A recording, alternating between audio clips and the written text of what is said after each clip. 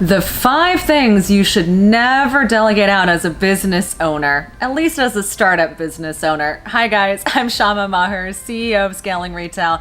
And you know what? I like to delegate. I would delegate everything if I could, but certainly there are some key decisions and key things as a business owner you don't really want to delegate out, right? And why is that? Well, you need to make sure that you have a good eye on where the direction of your business is going. And while you may not be the best person to be doing all of these things, you need to have clear and cohesive understanding. So let's talk about what these things are.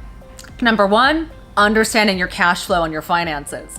Number 2, being able to do all of your hiring and know who the key personnel is.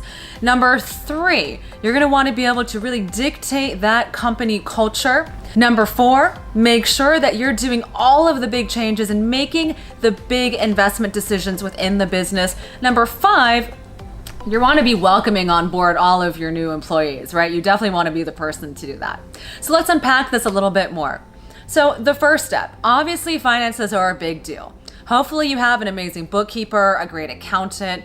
Maybe you even have a controller or someone within your business right now who's managing the finances. But you as a business owner have got to have that all-seeing eye and understanding exactly where money is going within the business, what the profitability is between your products, what you're selling on a seasonal basis. You need to understand how your marketing is impacting your sales. You need to understand how your marketing is impacting your merchandising.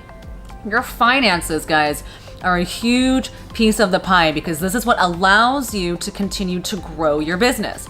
If you do not have your finger on the pulse of what's happening internally with your books, then you're not going to be able to make a lot of good business decisions about allocating resources, right? So your understanding of finances and cash flow is paramount. Now, a bookkeeper is great.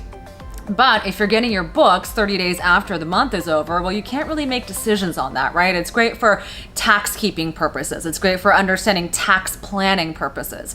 But you're really going to want to have someone on a day-to-day basis, if you have the budget, to really help you reconcile and understand your accounts payable, accounts receivable, so you know what's going on internally, so you can make sure that you can pay your employees and maybe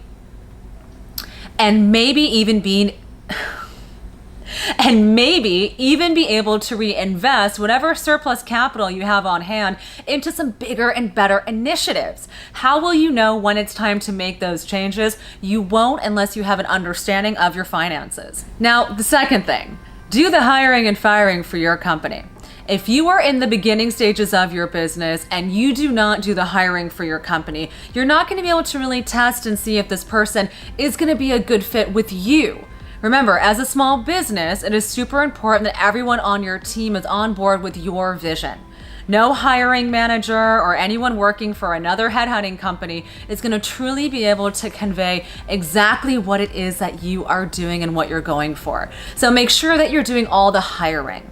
It is also important, guys, that you're making sure you're doing the firing.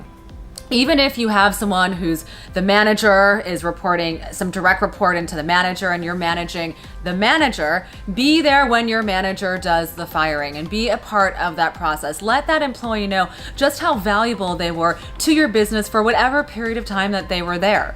Remember, previous employees, as well as current employees are going to be able to spread the word of your business, right? It's not just simply your marketing activities, but businesses get a reputation. So make sure you are cultivating what that reputation is.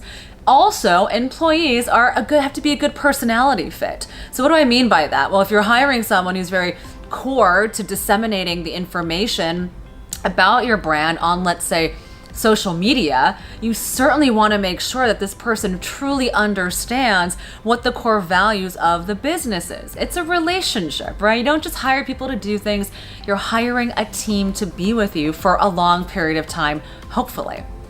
Now, this kind of falls in alignment with that, but the third thing is really developing company culture. Now, company culture is so critical. You need to be the one that really dictates the company culture. Otherwise, guys, Company culture is going to dictate you, and your personnel and the people you hire are going to dictate the internal working environment. But if you set the company culture, if you set the trustworthiness, the ability for people to speak freely, the ability for people to bubble up ideas, if you make people's voices heard, trust me, you're going to create company culture that people want to put in practice because it feels good. So you should be the one in control of that. Now, the next thing you want to make sure never to delegate out is really big business decisions, big corporate internal changes. Even if you're a small business, big, small corporate internal changes. The reason why that's so important is even if you hire a consulting firm, right? Even if you hire someone else to come in, or you hire me to come in and say, hey guys, here's what I think you should be doing. Here's what I think would work, etc. You need to be the one to say at the end of the day, these decisions make sense for the business. I'm going to incorporate them. I fully understand the ramifications of that. You don't truly want someone else to make those big business decisions unless you understand what that means. So you need to take over the ownership of execution of big business changes. Now, lastly, guys, and this is kind of goes back to the idea of who you're hiring and the hiring and firing and all of that. There is nothing better than the CEO of a company to be the person to welcome in new staff. Right? There is nothing better than to have someone who's there, no matter how big the company is or how small it is, to have the person who's setting the tone and setting the vision really be able to communicate directly with those employees. Now, of course, if you're a huge company, perhaps you're coming into a meeting and you're going to meet 5 to 10 people, but I love when I hear people like Gary Vaynerchuk say that he makes time to spend a few minutes with each new hire simply to get that face-to-face connection. It doesn't have to be long, and it doesn't have to be about big and esoteric ambitions or ideas, but it needs to be meaningful, right? All right, guys, we got our 5 things. Understanding your finances, hiring and firing your staff, greeting your staff and making that connection one-on-one. We've also got understanding your company culture, which I think is just so valuable and important. And last but not least, we also have making those major changes within the company, right? Those major changes have got to be dictated by you. So guys, while I'm such a super fan of delegating things, these are simply things that I don't think I'll ever be able to delegate because they are so important to cultivating the right team, to making the right decisions, and to really setting the business forward on the most ideal trajectory. All right, talk to you guys soon. Please shoot me an email at hello@scalingretail.com. Leave a comment below. Make sure to subscribe. And please follow us on Instagram, Twitter, and Facebook. We are where you are. Thanks. Bye.